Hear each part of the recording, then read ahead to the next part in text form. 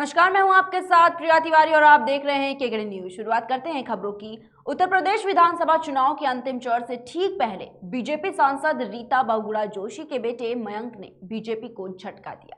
रीता बहुगुणा जोशी के बेटे मयंक जोशी ने शनिवार को समाजवादी पार्टी ज्वाइन कर ली। वहीं आजमगढ़ में अखिलेश यादव ने एक चुनावी जनसभा के दौरान मयंक जोशी का सपा में स्वागत किया। उन्होंने मंच पर मयंक का हाथ पकड़कर उठाया और कहा कि मैं इनका स्वागत करता हूं। इनके आने से पार्टी के नेताओं का मनोबल बढ़ेगा। आपको बता दें कि हाल ही में मयंक जोशी ने अखिलेश यादव से मुलाकात भी की थी। इस मुलाकात के बाद ही इस बात की अटकलें तेज हो गई थी कि मयंक जोशी सपा ज्वाइन कर सकते हैं।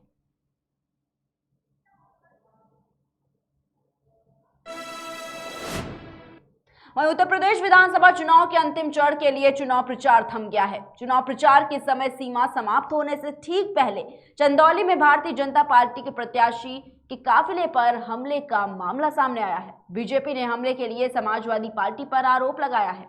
केंद्रीय मंत्री और चंदौली के सांसद डॉक्टर महेंद्र नाथ पांडे ने चुनाव आयोग से इस घटना का संज्ञान लेने की अपील की। वहीं घटना चंदौली जिले के मुगलसराय विधानसभा क्षेत्र में जफरपुरवा गांव की है।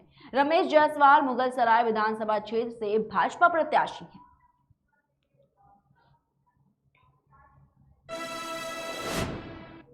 वहीं यूपी चुनाव अपने अंतिम दौर में पहुंच गया है। 7वें चरण की तैयारी की जा रही है और फिर 10 मार्च को नतीजों का इंतजार है। लेकिन इस अंतिम चरण से पहले भी यूपी चुनाव और उसका विवादों से नाता कमजोर नहीं पड़ा। अब ताजा बवाल वाराणसी में सीएम ममता बनर्जी के काफिले को रोकने को लेकर है। सपा ने आरोप लगाया है कि 2 मार्च को ममता बनर्जी वाराणसी में प्रचार कर रही थी। तब बीजेपी के कुछ लोगों ने उनके काफिले को रोकने का प्रयास किया। उनके खिलाफ नारेबाजी की गई और उन्हें नुकसान पहुंचाने का प्रयास किया गया। अब यह मामला गंभीर इसलिए बन गया है क्योंकि समाजवादी पार्टी के राष्ट्रीय उपाध्यक्ष किरणमय नंदा ने बकायदा चुनाव आयोग को इस पूरी घटना की शिकायत कर दी है।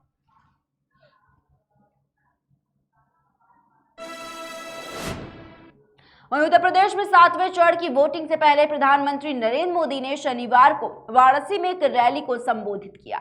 इस दौरान पीएम मोदी ने विपक्ष पर जमकर निशाना भी साधा। उन्होंने कहा कि यूपी के लोग यूपी में गुंडागर्दी, माफिया, भ्रष्टाचार, घोर परिवारवादियों को पूरी तरह नकार चुके हैं। पूरा यूपी बिना बटे एकजुट होकर कह रहा है कि आएगी तो भाजपा ही और आएंगे तो योगी ही।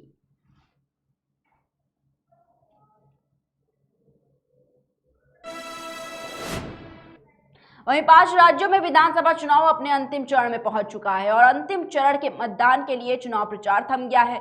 चुनाव प्रचार थमने के बाद भारतीय जनता पार्टी चुनावी राज्यों में सरकार बनाने को लेकर पूरी तरह से आश्वस्त नजर आ रही है। बीजेपी अध्यक्ष जेपी नड्डा ने शनिवार को पत्रकारों से बात करते हुए ये दावा किया है कि हम 4 राज्यों में पूर्ण बहुमत की सरकार बनाएंगे, जहां हमारी सरकार है। जेपी नड्डा ने पंजाब में भी उम्मीद से अच्छे नतीजे आने का दावा किया है। विधानसभा चुनाव के अंतिम चरण के लिए चुनाव प्रचार थमने के बाद बीजेपी अध्यक्ष ने 5 चुनावी राज्यों की जनता को धन्यवाद दिया।